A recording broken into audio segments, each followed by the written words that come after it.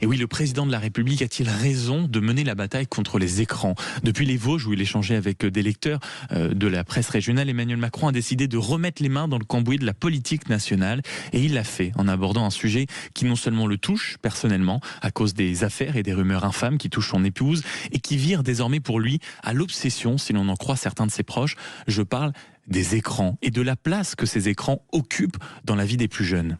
On a une flambée de solitude et au fond un problème de santé mentale de nos jeunes. Et il est totalement, même si on n'arrive pas à faire vraiment un lien de cause à effet, on a clairement un lien de corrélation. C'est pour ça qu'on a sorti le portable du collège maintenant dans tous les collèges à la rentrée dernière, qu'on va sans doute l'élargir au lycée à la rentrée prochaine avec le ministre, il est en train de regarder ça. Et on prévient maintenant, on engage avec les parents sur ces sujets dans les réunions parents-profs et on va lancer une grande campagne nationale de communication et de prévention à l'égard des parents. Il faut mesurer le virage qu'on entend de la part du président de la République, Emmanuel Macron, lui, qui a tant rêvé de sa Startup Nation. Il voulait une France connectée, dopée par la Big Tech, ruisselante de croissance, une jeunesse quasiment augmentée. Il a fréquenté la Silicon Valley, rappelez-vous, fasciné par ses nouveaux maîtres du monde, Elon Musk à l'Élysée, Mark Zuckerberg, Jeff Bezos, grâce notamment à son ami Xavier Niel. Et il les a reçus à Versailles, au Louvre, lors des grandes messes, notamment Choose France. Il a même offert la nationalité française au créateur de Snapchat ou à Pavel Durov, fondateur de Telegram, qui désormais, au passage, l'étrille comme un roi censeur.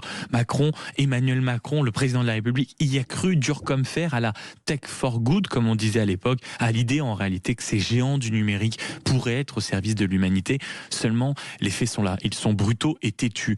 L'utilisation abusive des écrans dès le plus jeune âge, pardonnez-moi, provoque énormément de dégâts sur les plus jeunes. Troubles du langage dès la maternelle, effondrement de l'attention, difficultés d'apprentissage, dérèglement du sommeil, problèmes de santé mentale, harcèlement. Parfois, les conséquences sont celles-ci, incitation au suicide et autres avec l'utilisation de certaines plateformes. Il est forcé de constater que c'est un mouvement européen, pour ne pas dire planétaire. Xi Jinping, alors certes, participant à un pays qui n'est pas démocratique, avait dès 2021 qualifié les réseaux sociaux d'opium spirituel. Et dès lors, il avait limité l'accès des moins de 16 ans à 1 heure par jour sur les plus jeunes de son pays. L'Australie, fin 2024, par exemple, a interdit les réseaux sociaux aux moins de 16 ans. Le Danemark également a fait de même pour les moins de 15 ans et revient au manuel papier. Toute l'Europe est en train de débattre de ce sujet et surtout un chiffre interpelle, un chiffre choque, une note du Trésor.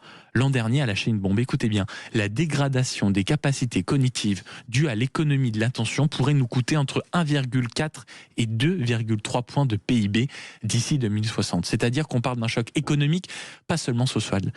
D'ailleurs, la proposition de loi vient d'être déposée, une en tout cas dans ce sens, qui prévoit un couvre-feu numérique à partir de 22h pour les 15-18 ans et l'interdiction des smartphones au lycée. C'est en tout cas, vous l'avez entendu, vers cela qu'aimerait aller le président de la République, Emmanuel Macron. D'où cette question qu'on vous pose et sur laquelle j'aimerais dialoguer avec vous, camarades auditeurs. Le président de la République a-t-il raison de mener la bataille contre les écrans ? Faut-il même aller jusqu'à un référendum ? C'est en tout cas ce qu'on raconte dans l'entourage du chef de l'État. On en parle à 8h30.